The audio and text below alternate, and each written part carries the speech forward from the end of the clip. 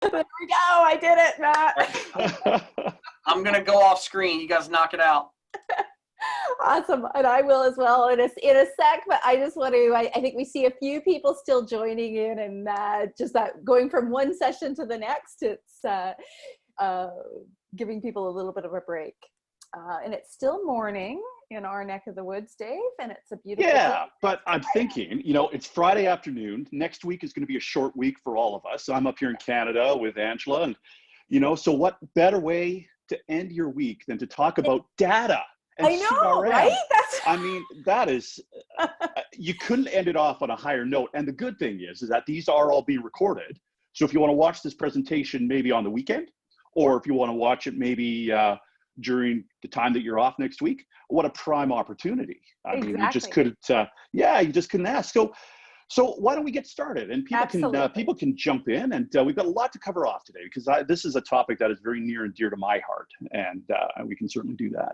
Yeah, no, absolutely. You know what? I don't even know if you need an introduction, Dave. I think you are. My goodness.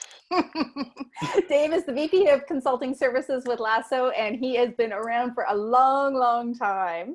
I am thrilled to, this is a hot topic right now, and I know it is something you've been doing a lot of work with our clients on, Dave, and the results have been phenomenal. So we are really excited to be presenting today. So on that note, I'm going to go off video and over to you.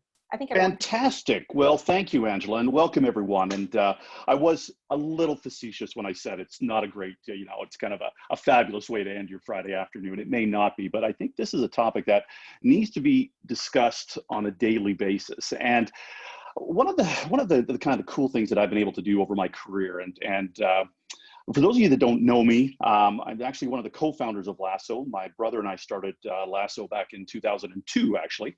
And so we're about 18 years into Lasso. We were acquired last year by a company called ECI Software Solutions. And I now act as a consultant. And as a consultant, I really get to see an in-depth vision into many of our clients' actual business. So it's not just providing a product to our clients, which is a CRM tool, but it's really having an understanding of the value of what a CRM tool does. Customer relationship management is really at the forefront of our clients' business now. And one of the things that I've really discovered is that the reporting and analytics gets so overlooked from the sales side, and really not utilizing the data that's available, or encouraging the users of the software, whether that's it's sales, it's marketing, it's usually sales, and not really understanding that the data is our lifeblood of organization, and we can't make decisions unless we have data inside of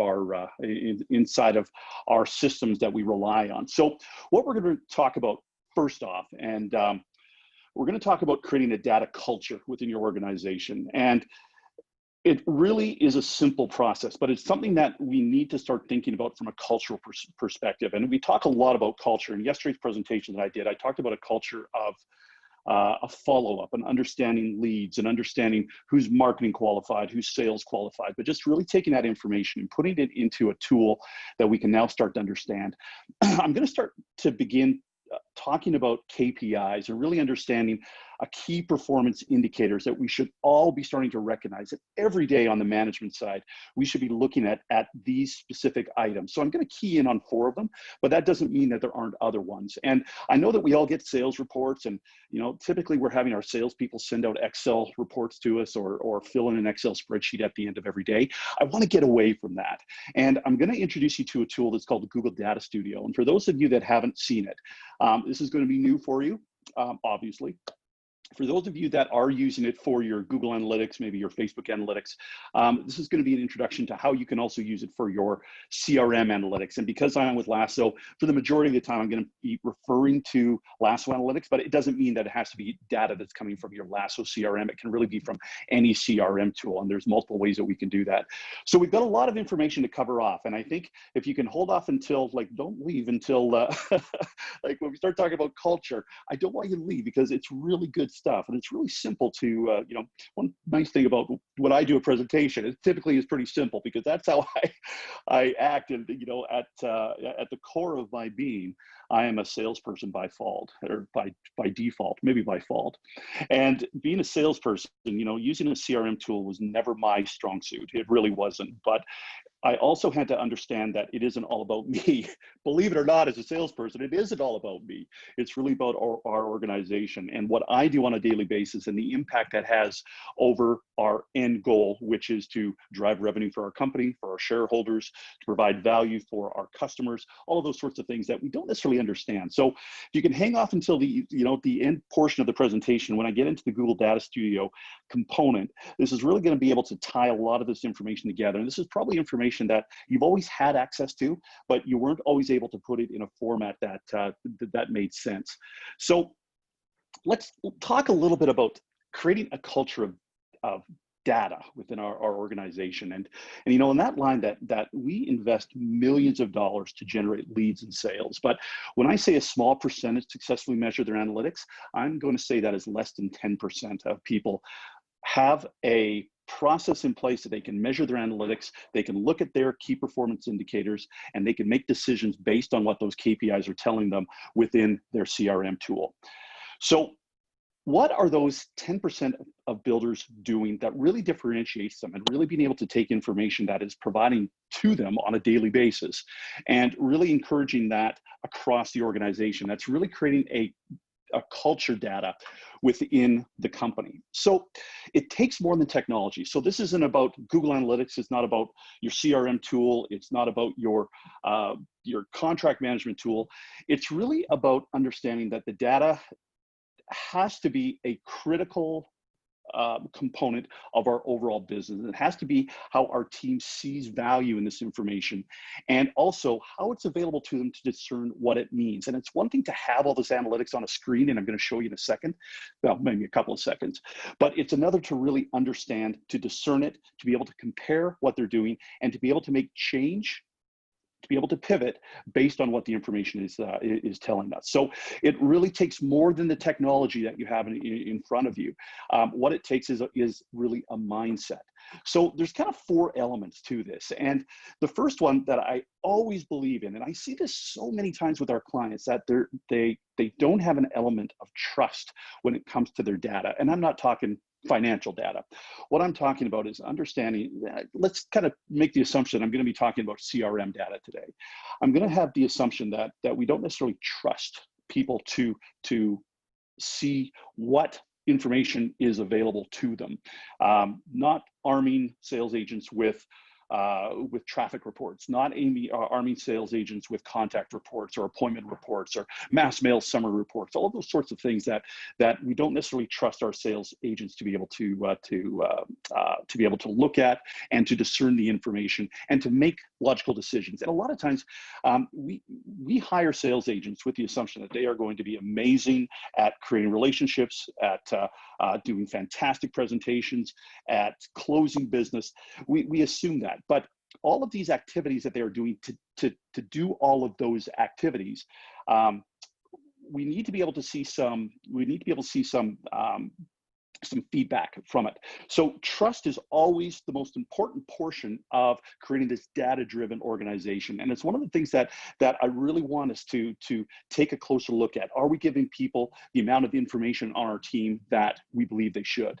So the other one is commitment. And this is a big one when it comes to sales teams, that we don't hold people accountable to use their CRM tool effectively. One of the talks I was doing yesterday was I was talking about lead costs a lot, and I was talking about the cost of a lead and what it takes to generate one lead, and understanding that you get less than 1% of a lead conversion from your website to an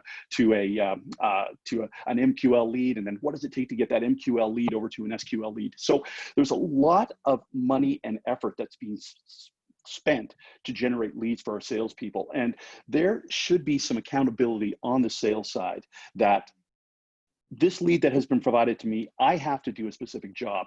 And if I'm not doing that job, or if I'm not entering that information into my CRM tool, then for the most part, I have to make the assumption that that activity did not take place.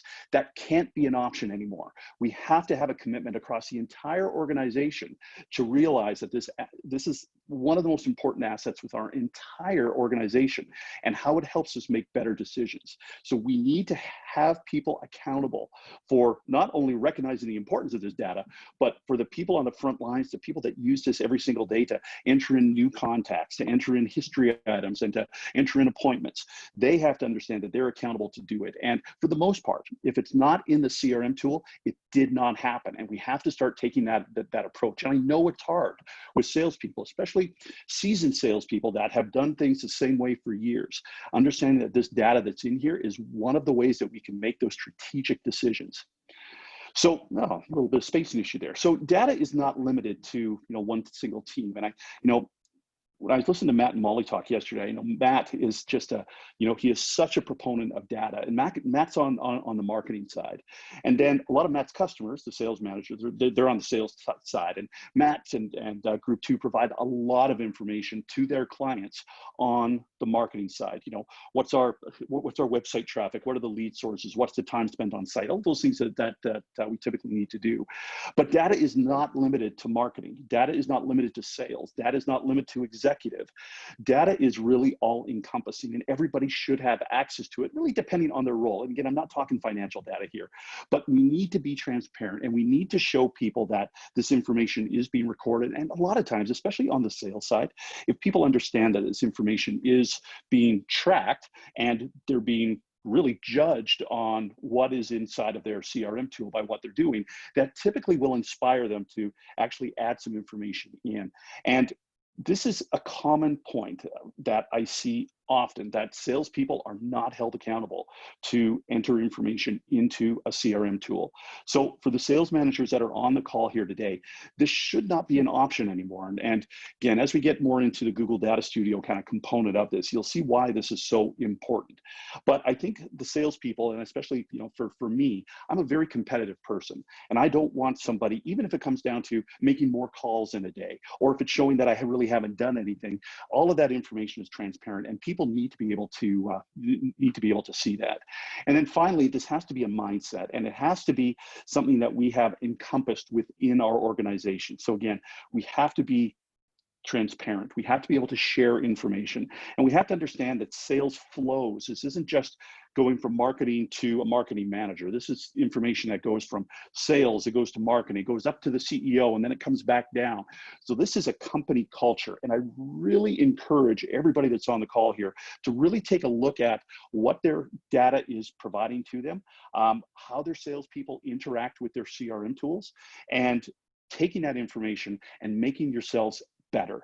Because the better that we can become at understanding our data, the better type of organization we're going to be. We're going to be more effective. We're going to be more financially fiscal, and we're going to be able to make better decisions based on what this information is telling us. So that being said, okay, I'll get off my high horse a little bit. I want to talk about some metrics that, as a sales manager, you should be really looking at right now. And if you're not, that's okay. But I think we need to start to look at this. And as sales managers, we've got a huge opportunity to really start to understand. And one of the things for sales managers that I cannot emphasize enough is you have to be comfortable using your CRM tool, and you have to know how to log in, and you have to know what these reports mean. If you don't, you need to find a way to do it. The definition of a KPI underneath there, a measurable value that demonstrates how effectively a company is achieving key business objectives. And if we understand, again, going back to our marketing message that we've had throughout the complete last couple of days, the lead cost, the spend, the effort that it takes to generate leads, and how much devotion we put together for our marketing. How does that then transfer over to our sales? And what are our salespeople now doing with those leads that are provided to them, and how are they converting? And it isn't good enough anymore to get a bunch of leads in our database. We have to do more with what we have in there right now. And follow-up is certainly one of those. But as a manager, you need to understand what these metrics look like and how we can best utilize them. But I tell you, managers, you have to know how to use your CRM tool. You have to be logging in there every day, and you have to know how to generate reports.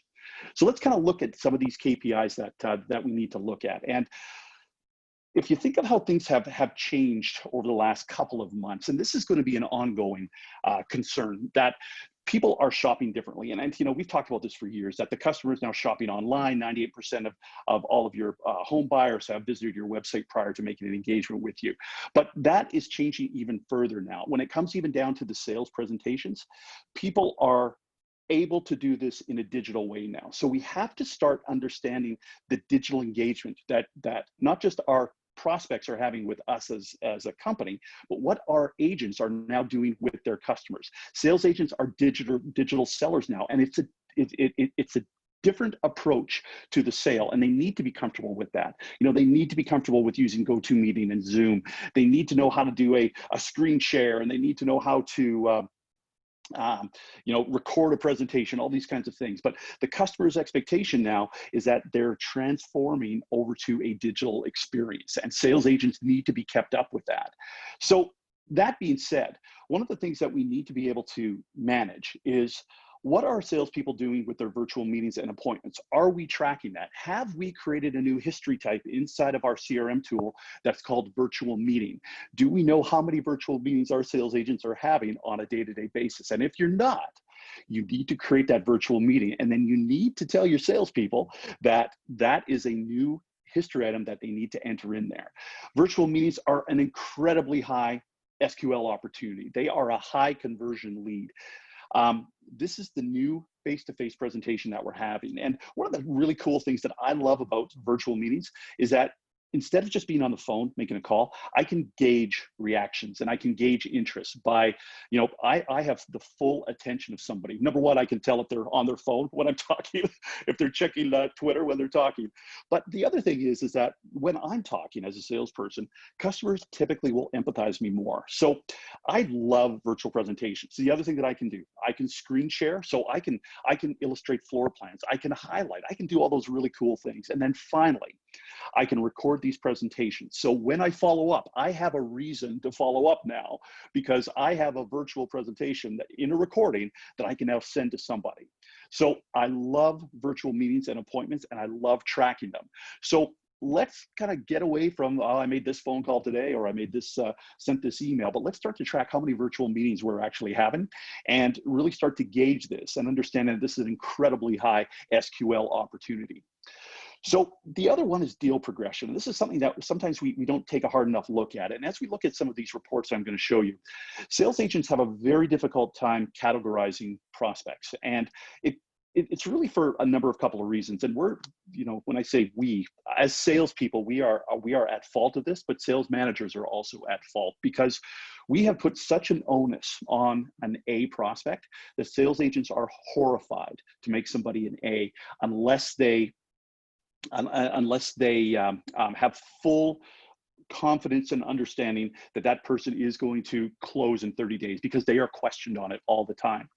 So as a manager, I would like you to know every SQL lead. And when I say SQL, for those that didn't attend my session yesterday, sales qualified leads. So there's two kinds of leads. There's MQL leads and there's sales qualified leads. And if I put it into kind of CRM speak, your SQL leads are typically your A's and B's, maybe your C's, and maybe it's your top realtors, okay? But for the most part, it's sales qualified leads, and those usually are A's and B's.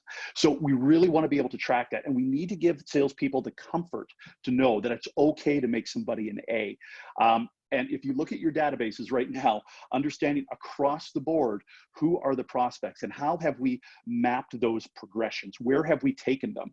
So again, as a sales manager, you are mapping their activities, you're putting them into neutral, positive, negative outcomes, and then we can easily gauge reactions and interest from the prospects, but also as well as the salespeople. So what are my salespeople doing? And again, without a knowledge and understanding of not just how to, you know, who are your top prospects, but where do they sit? What have I last done with them? And all this information is available inside of your CRM tool.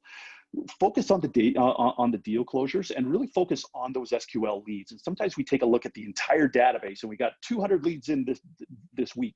Well, 80 of them were MQL leads. We have 30 of them in from Facebook. The SQL leads are, how are those converting, and how do we take those leads and convert them over to a sales qualified lead? So we need to look at how people are progressing, but how do we take people from step B to step A to a close? And those are kind of some of the things that we need to gauge in here.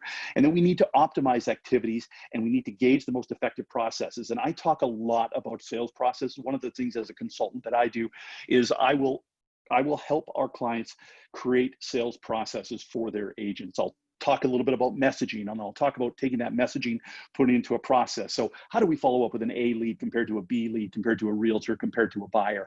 So we need to be able to optimize those, and we need to be able to switch those around. And one of the things I will absolutely say is with sales activities, we need to engage our salespeople in that. They need to have some buy-in, because if they do not, typically what they do is they don't do them. So by incorporating our agents into the activities that we are providing to them, we're almost giving them the autonomy to say, yeah, this is how we're going to follow up. And if we're not seeing the results that we need, then we can change it. We can add more, we can remove some, we can change up our processes just a little bit. One of the things that I have seen, and this is rampant throughout our industry, and again, if you sat through my call yesterday, if you've seen any webinars about follow-up, one of the things that is completely out of control is what we are not doing with the phone. So one of the things that we can do as an organization is, number one, we can track what our sales processes are. Those are something that we can control. We can say to our salespeople, when you get an online lead, if they have given you a phone number, you're going to pick up the phone and you're going to follow up with them, because our competition is not doing it. Your customers expect follow-up, and that follow-up, again, is coming in the form of an email. It's coming in the form of a text if you're a text-worthy prospect. But the phone is something that isn't used. So I want you to start looking at what is our outbound call volume. How many messages are we leaving? Your agents are in front of their computers, especially when they're at home right now. They're in front of their computers. They have their phone with them. Okay. For me, my phone is tied right into my computer. So I could be updating my CRM as I am making these calls. And if I just have it in my process, but also then updating my CRM, I can say that this person is making this many calls and this is the results that they're having, compared to not inserting my phone calls at all. But this should always be part of our sales culture and follow-up process. And then finally, looking at activity metrics. Okay, so activity metrics are manageable, meaning that we as managers can have a direct impact on them. If we hold our salespeople accountable to perform their daily activities, or if they're not doing them, to give us an explanation why they're not doing them, that is going to be imperative. And again, we are sometimes a little bit lax on making our salespeople accountable, not just to use our CRM, but to do the activities that we have put into place for them. And again, think of the effort that it takes to get a new lead, understanding that it takes 5 to 7 points of contact to have a conversation, and 7 to 12 points of contact to get to a sale. If we do not have those metrics in place to see that this person has had the 3 phone calls, the 2 emails, they haven't responded, then that's okay. But if we have a bunch of leads in our database that we have spent easily $100 each to retain, and if we're not doing anything with them, then shame on us, right? Because that's our thing that we can manage as sales managers. We should be aware of every conversation that each rep has at any given day, as well as the number of meetings that they're having. So what is the conversion between incoming leads? What's the conversion to contacts, and then to appointments, and then how do those appointments converting over to a sale? So we can absolutely maximize how our agents are maximizing their day and their time and what their output is. And this should always be part of our sales culture and our follow-up process.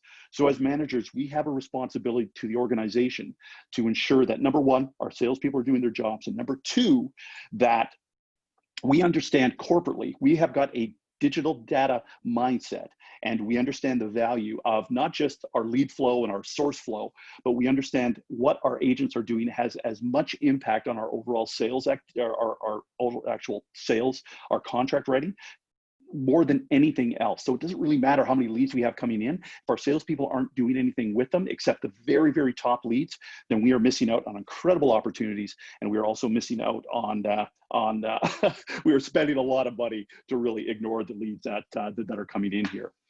So let's look at some other things that we can kind of consider. So let's look at how many new leads we're getting in. What are those lead sources? And really being able to manage that, be able to look at what we were doing this month compared to last month. What are our website analytics? And again, you've probably got an awesome digital agency to help you with that. Group 2, Builder Designs, they're probably providing you with that information. You've got a lot of that information within your CRM tool as well. And then understanding that lead progression. How much time has it taken to move somebody through the process? Is it weeks? Is it months? Is it a number of times that we've called them? What's the average number of things like this? And then a couple of other ones here, and I'll just kind of cruise through these pretty quick. What's our lead to sale time? So how long has it taken somebody from the moment that they have become a new lead? What's the average time it gets to a sale? And if we kind of think about, you know, a lot of times we will put up site signage far before a community ever comes to sale. Being up here in Canada, we have a lot of pre-sale condos, and I see site signage going up with a website with a splash page up to a year in advance of that site ever actually going on sale. So really being able to look at the leads that are coming in when they are registering, and how many of those leads that actually register prior to being able to write contracts, how many of those people will actually write a contract. And if you look at your data, you can see that we may have generated, call it 1,000 leads before we ever went to, before we ever actually started writing contracts. But the only people that actually bought from us were the people that registered in the last 15 days. And that typically is because we haven't done a great job of communication from those leads that registered a year ago or 6 months ago. All we're really doing is using them as we're getting this much lead traffic in, but we haven't done anything with them. So we're not going to be able to convert those leads. Those are some of the things that these systems can tell you. So all of this being said, I want to introduce you guys to a tool that's called Google Data Studio, and it's a dashboard reporting tool. The nice thing about it is, for the most part, Google Data Studio is a free tool. All you need is a Gmail account, okay? So if you've got a Gmail account, you can start to use Google Data Studio. And it isn't just for Lasso data, it's for really all of your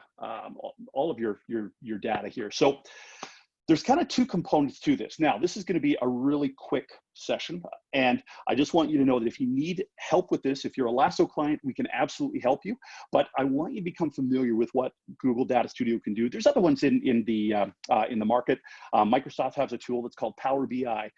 There's also tools out there, one's called Tableau, that we certainly recommend. But for me, if I can do something, if I can use if I can use Google Data Studio, then for the most part, I think that probably anybody can use it. That is really just understanding that these tools have been designed so they're very simple to use. But the first thing that we need to do is we need to get our data, right? And we need to get it from a number of different sources. And because I'm really talking about CRM data today, I'm talking about really setting this up through Lasso. So if you're a Lasso customer and you want to use this Google Data Studio platform, all you need to do is just reach out to your client director and just say, I want to use Google Data Studio, and they will set up an automated export. So you're going to get updated data every single night that you're going to be able to report on. So you wake up at 6 o'clock in the morning, you've got your updated reports. But we're not actually, and when I say we, Lasso's not actually sending all of your data to Google Data Studio. We use another Google tool that's called BigQuery, okay? So essentially all of this data resides in a tool that's called BigQuery. And to get to BigQuery, all you need to do is you just need to type in BigQuery and it takes you here. And we'll help you through this. I'm going to show you some help files that can get you through this inside of Lasso. But when you're in BigQuery, you'll notice that when you're here, there's all of these different platforms that Google utilizes that you probably will never ever need to know about. The one that you need to really understand is BigQuery, because that's where your CRM tool sends all of your data on a nightly basis. This is really your data warehouse. Okay, so when Lasso sends out data, it comes into this area that's called data export. Okay, so this is where all of your data resides on a nightly basis. And it comes in the form of these little tables. And as you can see here, there's a lot of information that we send out on a nightly basis.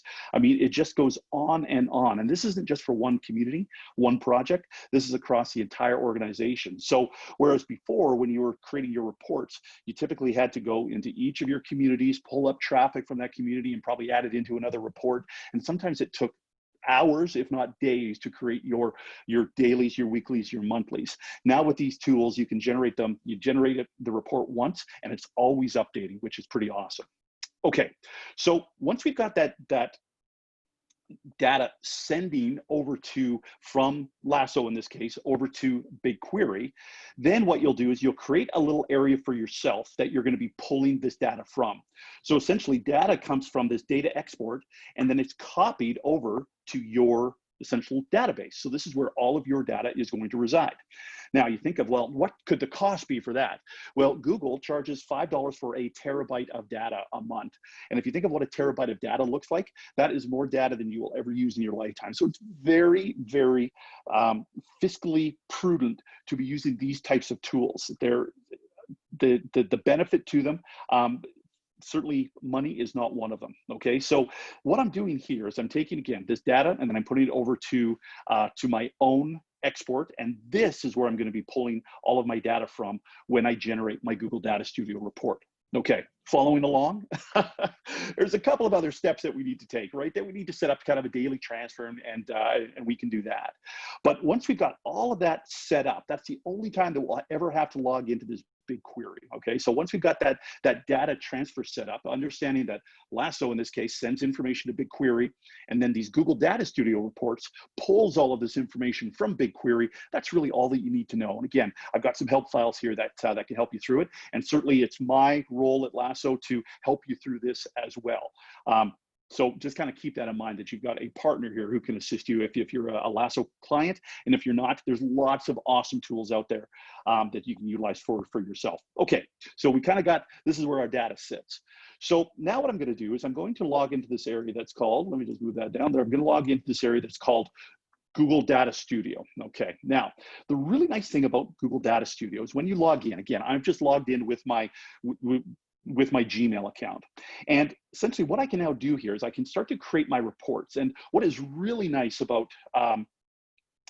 Google Data Studio is they've got a whole library of templates that you can certainly utilize. Now, these aren't great for Lasso data, but if you're looking at incorporating some of your Google Analytics, your Google AdWords, they've got these already in place for you. And again, I wouldn't say that they are exactly what you need, but once you start to understand this a little bit, you can kind of take this template, insert your own data, and then you can start to use these yourself. Okay, so you can either choose to use that, or you can start to create your templates yourself. So I'm just going to kind of go through the process in terms of what I would typically do. And I've got about 10 pages of templates that I typically look at, but just know that there is a lot of information here that we can pull from. So I've just created a little sample account that's called Best Builder. Okay, so when I am generating these reports, essentially I've got a blank screen that I'm working with. So there's essentially two elements of looking at reports. One is a dashboard component, and then one is the report themselves. So if you look at any of your reports, this type of element on the top here, whether it's pie charts, it's graphs, it's scoreboard numbers, this is what I would consider a dashboard. Okay, and the other nice thing about what Google Data Studio does is it allows you to put date fields in here, and then you can compare your activities against what you did last week, last month, last year. You've got all those comparisons. So in this case, this is just kind of my lead flow, the overall lead flow for all of my communities over the last 7 days. But I certainly have the ability to go in here and make date changes. So I would just hit apply. Now, again, so that just kind of takes me there. Now, to do this, again, really simple. I've got this little edit button up on the top, and I've got lots of ways that I can insert things in here. So if I wanted to put like a date range, all I would need to do is just kind of just click on that, there we go, and insert that date range wherever I wanted in my report. And then from there, I just tell, on a daily basis, what do I want this date range to be? Okay, so really simple to manipulate that. Now, all of this information is being pulled from a database, right? So when I am generating my initial reports, what I want to do is I want to go into these into my data sources. So I'm going to create for myself some data sources. Again, one of the cool things that I'm able to acknowledge, that's all good. Yes, I acknowledge. There we go. There we go. I accept that. Okay, I can say yes to all. Probably should have done this already. Yes to all. Hit done. So one of the things that I can do here is I can create a new data source. And when I'm pulling my data source, you can see that I can pull information in from a number of different data sources. Now for me, I'm going to choose the information that resides in BigQuery because that is where all of my nightly information resides. So I would just go in here and I would just hit authorize. And then what I can do is then I can pull that information when I am generating data. So I can just pull in data source here. I can go to BigQuery. I would just choose my my database, and I'll just choose, you know, any one of these. Here's my data set, and then I would just pull the report that I want to generate my report from. So that, again, this is the information that resides inside of BigQuery, and then this is what I'm going to generate my Google Data Studio report with. Okay, there we go. So let's just pop back over here again, and here's my report. So I'm just going to get into Best Builder. Okay. So when I'm looking at pulling this information, essentially each of these is an individual report. And the individual report essentially now allows me to, I'm just going to hit the edit button here. This now allows me to click on here, and it's going to pull up where my data resides. Okay. So for me, I've just got, you know, this is my registrant data that I have pulled from Lasso. Okay, so this is all my registrant data from the 19th to the 25th. Okay, now it's going to be based on a registration date, and then it's going to give me some information. Now, the other thing that allows me to do is it allows me to compare this week to the previous period. So if I'm asking this to compare against a week, the comparative is going to be against last week. And then I can also create this into a pie chart. I can also create this into a line chart. It can be a grid. It can be a pivot table, whatever I want it to be. And again, I've got probably 10 pages of these reports that I'm absolutely able to share with you. And I think it will just kind of give you a nice starting place. So right now I've got the report for daily leads. Okay. So then I look at new leads by community. And now I can start to see, okay, the majority of our leads in this case are certainly coming in from a wire or from an online. And this is not uncommon. Depending on the type of community that you're building out, what I found is that if you're building a condo community and you're putting site signage up prior to launch, what you'll find is that even if you don't have a sales team up yet, you're generating leads. So you're really able to see, you know, how many leads are we generating across communities, and what are the different source types across these communities. And again, all I've done in here is I've just taken a data source, which is my, you know, my registrant report inside of Lasso.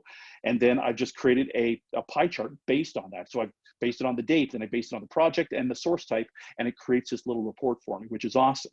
And then up here, I've just segmented out what are the total leads compared to the online leads, the walk-ins, and the call-ins.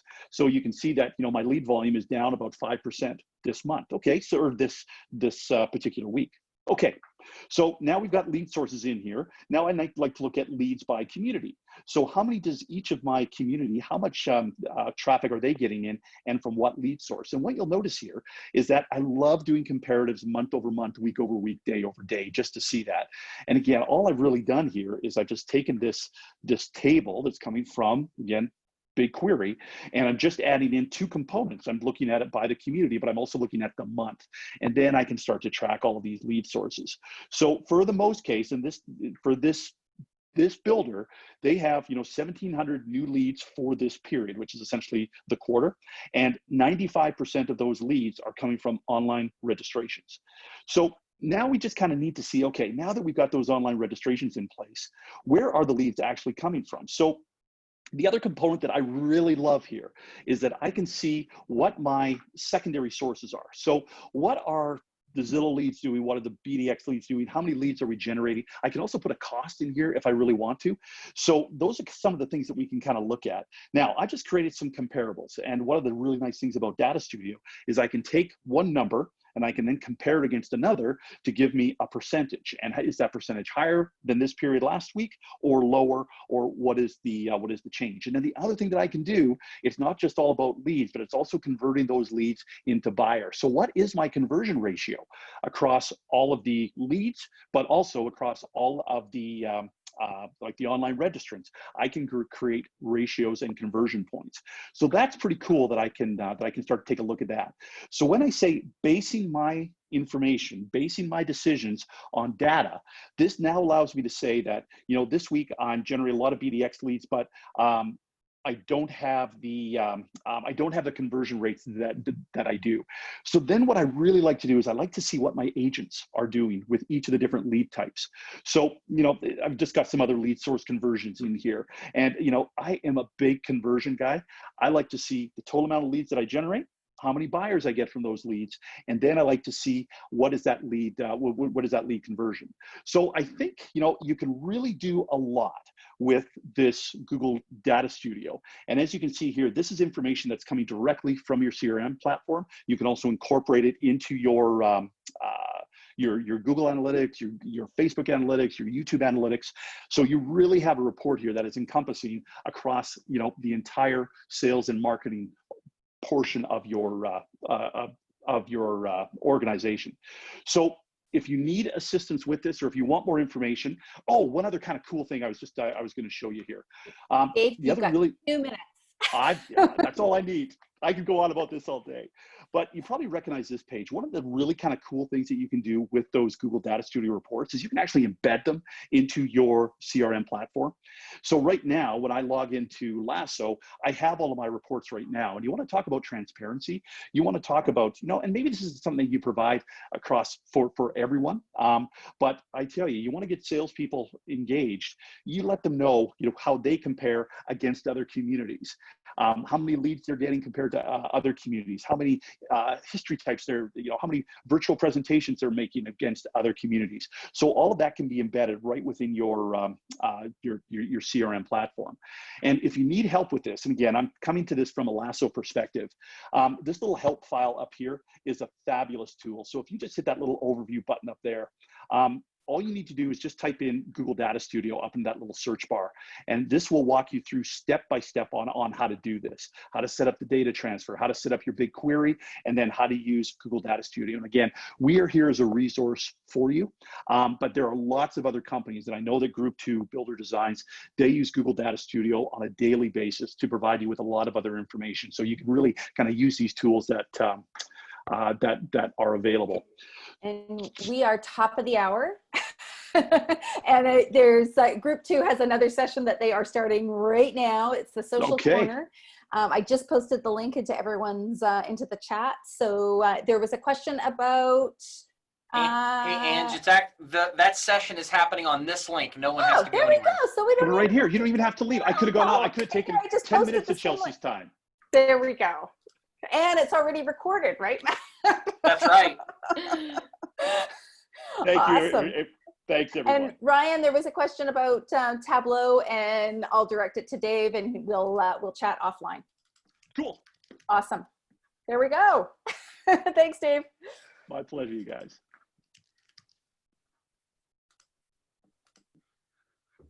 Vicky, where were you just? What room were you in? Hello, everyone. Everyone's coming in. Yay. We have our illustrious social media specialist. Here comes Tia. She looks like she's underwater SpongeBob. SpongeBob.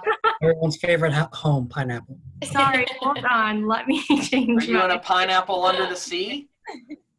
Yeah, let me. I kind of liked it. I think you should keep it. It's not letting me change. Brandon is not in a pineapple under the sea. You're on mute. You're on mute, See, Brandon. my virtual background is the Office interview background. That's always one of my favorites. With Stanley is over here. I can't remember. Right now, it's just the wall. Right now, it's just a blank blue wall. That's right. That's right. Awesome. Well, everybody, obviously right now we've got our social media corner happening for the next 15 minutes, and our illustrious panel of social media experts are here to take your questions. So social media experts, you guys, the floor is yours. I'm going to pop off screen and you do your thing. Woo. Thank you, Matt. Thanks, Matt. All right. We don't have a presentation for these 15 minutes. This time is all yours to ask us literally anything under the sun about social media. You've got me, Chelsea Keenan, social media director from Group 2, Vicky Bach. Go ahead, Vicky, introduce yourself. Hi, my name's Vicky. I am a social media specialist at Group 2. Dan, Hey guys, I'm another social media specialist at Group 2. Brandon, Brandon, I'm a data analyst at Builder Designs. and Tia. And I am Tia. I'm the social media specialist at Builder Designs. So you have more social media gurus than you could ever have in one virtual room at one time. So any question you have, we have an answer to. We also have a couple of questions, frequently asked questions that builders ask us if you guys don't have anything. But we've got a question from Amanda. She says, tips for getting more followers on Instagram without cheating. Tia, want to take that one? Yeah, definitely. It's all about being in, having engagement on your posts and being active on your posts. That's, posting stories, using hashtags, making sure your bio is completely optimized for search, and just really being active, commenting back to your comments. And yeah, just showing the algorithm that you are active and you are an expert in your industry. Great. We're going to go through these as quickly as possible because I know we only have 11 minutes left now. If a lot of questions start to come in and we can't answer them, we're going to all create a blog and answer all of these because they're all coming in really quickly. Okay, from Jack. How many posts per week do you recommend across each channel? There's one. Anyone want to answer that one?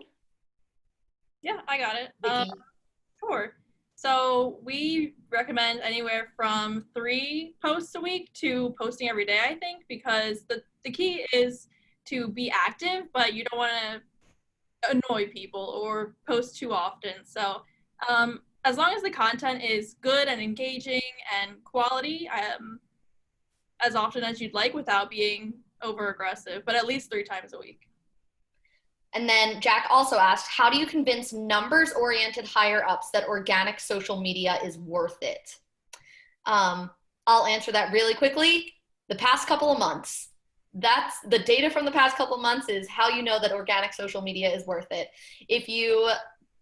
After all of this, if you listen to Matt and Molly's data-driven presentation over again, Matt shares some incredible stats and graphs on how much organic social media actually impacted traffic back to builders' websites during this time. And I don't see it stopping anytime soon. We've seen a huge increase, upwards from like 50 to 70% increase of traffic to builders' websites from organic social media, not even paid. Okay. From Lindsay, how have you guys seen people manage pages at the corporate and local levels? Multiple business pages or rotate content for all divisions? Anyone? I can answer that again. Okay, so if your home building company has you build in a bunch of different regions that are very far apart from each other, a bunch of different states, we would recommend separating your pages so that you are separating your pages between those states. So say you had a division in Alabama and a division in Georgia. Have a page for Alabama, a page for Georgia, and they're like totally not close to each other. And so that you can divide content out between them.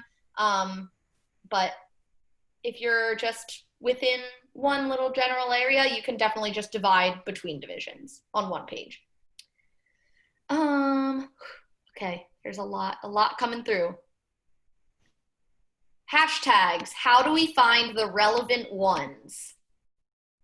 I can do that one. I was gonna say, T, you wanna get that one again? Yeah, so hashtagging is all about really diving into Instagram and finding hashtags, whether you start at, looking in the hashtags in, let's say you're a builder in Denver, searching the, Denver real estate, and at the top of the Instagram search, you'll actually see related hashtags on there, and you can kind of flip through those and kind of just pick and choose. But it's all about just doing a little bit of research and diving into Instagram itself and searching hashtags in the search bar, and just kind of calculating and finding your perfect mix of hashtags.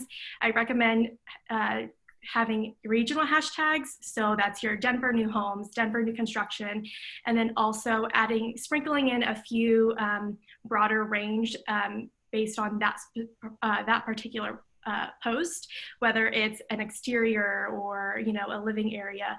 So it really finding the perfect mixture. It just takes doing a little bit of research on Instagram and curating your perfect little pack of hashtags. Great, thanks, Tia. Okay, Carrie asks, tips for getting more leads for coming soon communities. Do you recommend Facebook lead ads? I can take this one. Yeah, Vicky, I was just going to say 9.5 hacks. Here we go. Actually, if you want to learn a little bit more, you can tune into my presentation that's coming up in 9 minutes, maybe, if I can count. But the experience that I've had with Facebook lead ads is that the leads that come in are very top of the funnel. They're very easy to submit, so people can do it and then not even remember that they've submitted one later.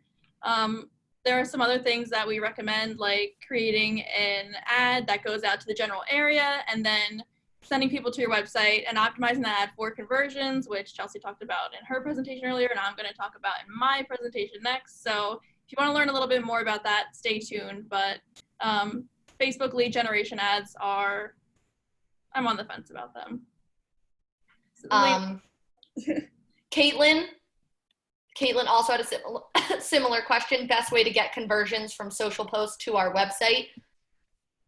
Definitely adding a link to your website on your social post. I know that sounds like duh, but you would be shocked how many builder social media posts I go to, and for days and weeks and months, there has not been a link to their website on any of the posts that they have. So always add a post to the end of your post, or always add a link to the end of your post. Go ahead, Brandon. Make sure you get your domain verified through Facebook so you can customize that image or headline if you want to do that.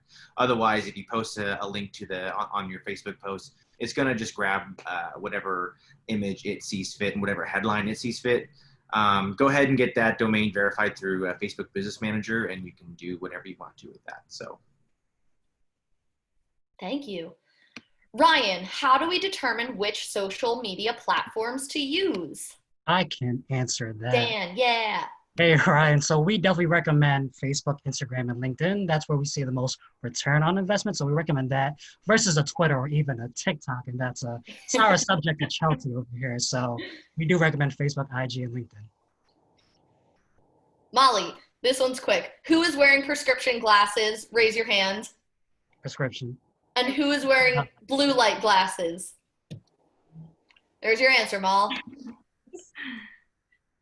Okay. The best cost-effective, talking less than $50 per month, scheduler to use. I can take that really quick. Yeah, go T. Actually, Facebook has now launched their Creator Studio, and that's free, straight through Facebook. And you can post on Facebook and on Instagram on there, and you can also see all your insights. You can, add your locations on there, everything. So and it's completely free. There we go. What are some outlets that you utilize to get fresh ideas for social media posting? Kelly says she sometimes finds herself posting just to post. Never do that, Kelly. And I want to make sure that what I'm posting is exciting. I'll take that, Kelly. So we, at the end of every month, for the next month, we create a content calendar of pretty, I would say, generic topics, just in case there's more just in case there's more specific things that go throughout the month, we want to be a little more flexible, but we always come and brainstorm together. Okay. And we look, what are some new and exciting things that are trending right now on social media, and how can we relate those to the home building industry? So one resource that I've used for all of my social media tactics is Social Media Today. And they always send an email with a bunch of different blog topics for what's trending in social media. So definitely look at Social Media Today, but try planning ahead of time, and that will definitely take away the, oh my God, I haven't posted in 3 days. What am I going to post about? Keeping a content calendar is key. Okay. Jack says, and Brandon, I think you could answer this one. Is it worth manually adding UTM tags to links?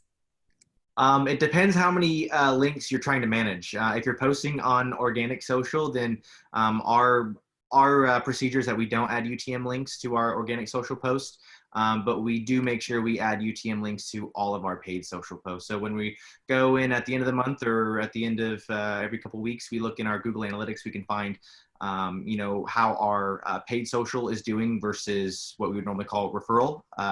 So Google Analytics is pretty good at grouping all Facebook traffic or Twitter traffic or just overall social media traffic into the referral column, unless you put a UTM code. And if you put that UTM code there, put paid social or some sort of phrase that you and your team would recognize to identify paid social, or any sort of money you might put towards that ad. I'm going to give you one more question, Brandon. Sure. Ready? Anonymous attendee. I love the anonymous attendees. How can I read and understand my social media analytics? Oof. There are a lot of analytics to read, but I think we have like 30 seconds to go here. But overall, everything we do from a marketing perspective is geared towards driving leads in some sort of way. So if we can look at any sort of conversion path that might have social media playing any sort of role in it, that's definitely something we want to look at. There are some website analytics that we can look at. So time on site coming from social, average pages per session coming from social, bounce rate coming from social, and then we can put those into two different buckets, paid versus organic as well. And then there's obviously the social media specific metrics like impressions, frequency, that's still kind of around, but still also kind of not around. Cost per click, cost per 1,000 impressions, those are CPC and CPM respectively. So there's a lot you can kind of go into with social media analytics. But overall, we want social media to, if not assist in the buyer journey, assist in the delight journey in some way. So if you have previous buyers that are still following you, we want them to be able to stay connected through warranty and things you might be doing in the community as well. And it's 3:15. We did it. If anyone has any, I think we answered honestly all of the questions that came in through the Q&A. But if anyone did have questions, you didn't get them answered, we, Group 2 and Builder Designs, you can visit our websites, visit the Home Builder Tech website. We're on there. Email us, and we will answer everything you have.